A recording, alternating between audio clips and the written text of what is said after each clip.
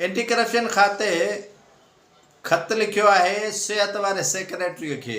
सेहत वारो सेक्रेटरी के खत लिखी चयो है त खैपुर मेडिकल कॉलेज जो वेठल प्रिंसिपल रुखसार अली शाणी गैर कानूनी वेठो है उनके फौरी तौर ते हटायो। मञियोसीं गैर कानूनी आहे, अनलीगल आहे ऐं उहो शायदि सियासी माण्हुनि जो कम भी न कंदो हुजे, शायदि अस्पताल में गोरी भी न पहुचाईंदो हुजे, टैबलेट भी पाण खाई वेंदो हुजे, इंजेक्शनूं भी पाण खाईंदो हुजे, पर ॻाल्हि हिते हिकु अचे थी उहा इहा आहे त उनखे मुक़ररु कंहिं कयो, तक़रुरु कंहिं कयो। जेकॾहिं वाक़ई उनजे ख़िलाफ़ु ठोस सबूत आहिनि त हू गैर कानूनी अनलीगल कुर्सी खे चुंबड़ियल आहे ऐं माण्हुनि सां ज़्यादती करे थो त पोइ छा उन ते एंटी करप्शन FIA नैब जे थ्रू गिरफ़्तारी या मथसि केस दाख़िल करण जो जवाज़ नाहे।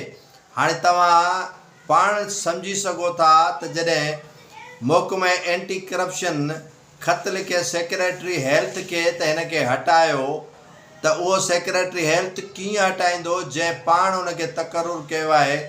जंहिं सूबाई वज़ीर हेल्थ अज़रा फज़ल पेचुओ उनजो तक़रुरु कयो हुजे त भला उनखे कहिड़े नमूने सां हटाए सघिजे थो।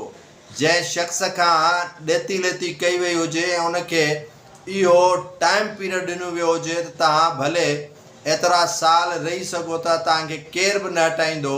हाणे एंटी करप्शन जो इहो अख़्तियार न आहे त हू उनखे गिरफ़्तार करे लाकब हवाले करण खां पोइ मथसि केस बि दाख़िल करे, पर इहो अख़्तियार वरी ॾिनो वियो आहे हेल्थ खाते खे त उहो उनजे ख़िलाफ़ु एक्शन खणे।